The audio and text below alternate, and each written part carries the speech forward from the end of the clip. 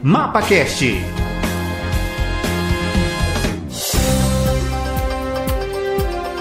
Olá, este é o MapaCast, o podcast que traz as novidades do setor agropecuário para todo o Brasil. Nós vamos falar, nesta edição, sobre uma doença que, quando atinge o rebanho, causa prejuízos não só ao produtor, mas para a economia como um todo. É a febre aftosa, doença provocada por um vírus altamente contagioso que atinge principalmente os animais de produção, como bovinos, suínos, caprinos e ovinos. O prejuízo econômico à pecuária como um todo é grande. E para garantir a saúde animal e afastar o fantasma das perdas econômicas com a ocorrência de casos de aftosa, o país investe em vacinação, mas sempre tendo no horizonte o objetivo de ter um rebanho totalmente livre de aftosa, sem que seja necessário vacinar. A meta do Ministério da Agricultura, Pecuária e Abastecimento é que o Brasil se torne totalmente livre de aftosa sem vacinação até 2026. Para explicar melhor como será esse calendário, vamos conversar agora com o diretor do Departamento de Saúde Animal do MAPA, Geraldo Moraes. Diretor, bem-vindo ao MapaCast. Obrigado, é um prazer estar aqui com vocês. A aftosa é o maior problema para os rebanhos, diretor? Como é a doença? O que ela provoca no animal e por que é tão prejudicial do ponto de vista econômico? Sim, a febre aftosa é uma doença que causa muitos impactos negativos para a pecuária, né? Como já foi dito aí na abertura, ela é causada por um vírus e esse vírus ele tem grande capacidade de transmissão e disseminação. Ele atinge bovinos, bubalinos, ovinos, caprinos e suínos, os animais de produção, né? E, como também já foi dito, causa aí lesões, principalmente na boca e nas patas dos animais, o que impede esses animais de se alimentar e locomover. Dessa forma, os animais perdem muito peso e, depois de recuperados, podem ficar com sequelas reprodutivas, né? E também depois tem muita dificuldade de voltar ao ganho de peso normal. É a doença em saúde animal que põe maiores restrições para o comércio internacional de carne, de material de multiplicação animal e do próprio animal, né? Estão gerando aí grandes perdas para países com excedentes de produção pecuária, países exportadores, né? Como o caso do Brasil. Diretor, recentemente, inclusive, o Ministério da Agricultura anunciou que mais 7 unidades da federação vão deixar de vacinar seus rebanhos. Me parece que até o fim do ano. Onde a vacinação deixará de ser feita e quantos animais deixarão de ser vacinados? Sim, demos a notícia recentemente agora, né? O nosso ministro anunciou que são 7 estados que pertencem ao bloco 4 do nosso plano estratégico do Programa Nacional de Vigilância da Febre aftosa. Esses estados tem o Distrito Federal, né?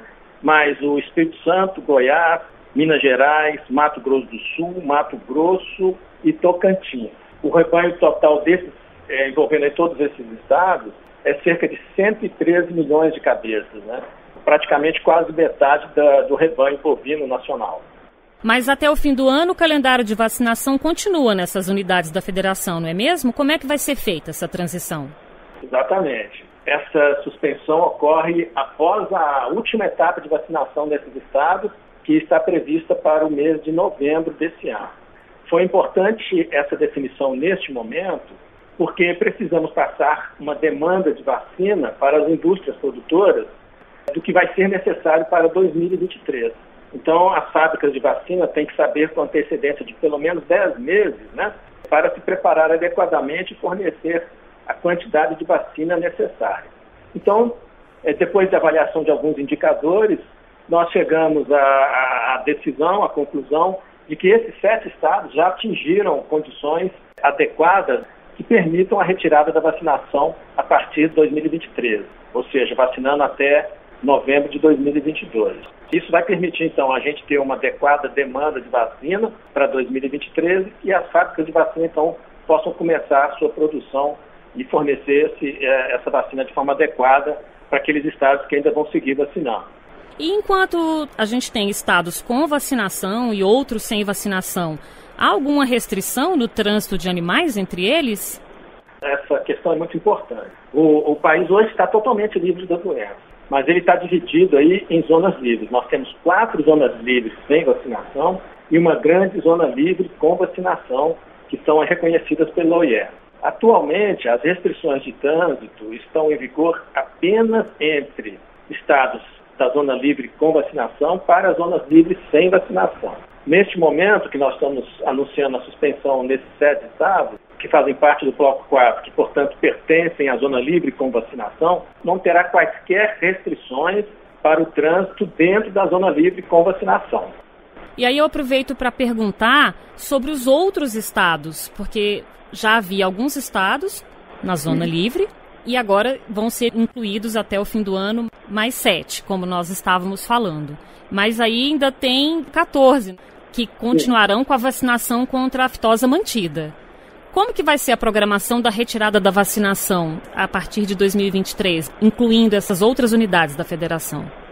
Então, nós estamos preparando o país para um passo desse final para a retirada da vacinação, né? Então, nós temos aí, são 14 estados, mais parte do estado do Amazonas, que ainda vão seguir vacinando em 2023.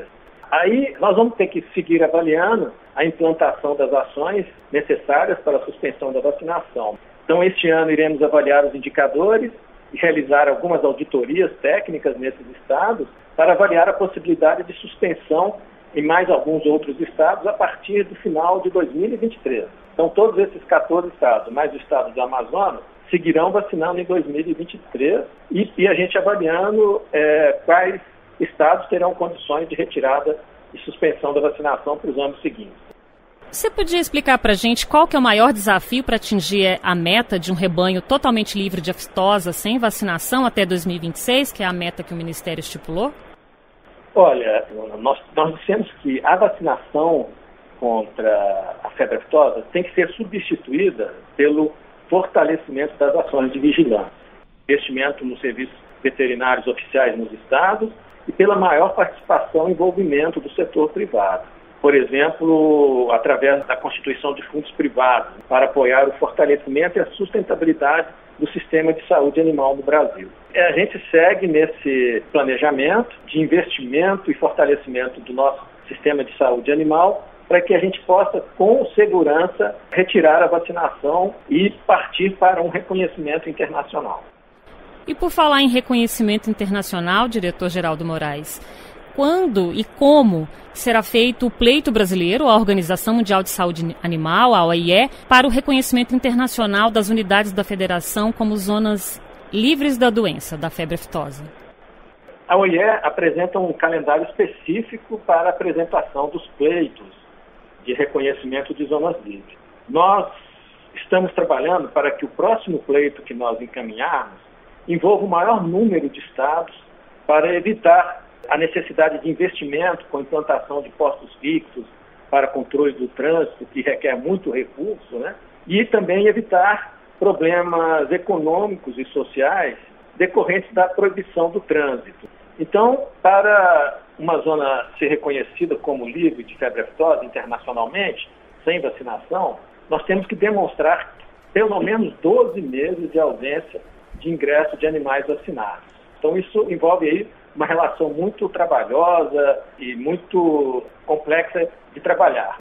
Somente após a avaliação da evolução agora no final de 2022 e verificar como o trabalho será conduzido em 2023, teremos condições de apresentar aí uma previsão mais objetiva, ou seja, qual maior número de estados nós apresentaremos para um pleito junto à OIE.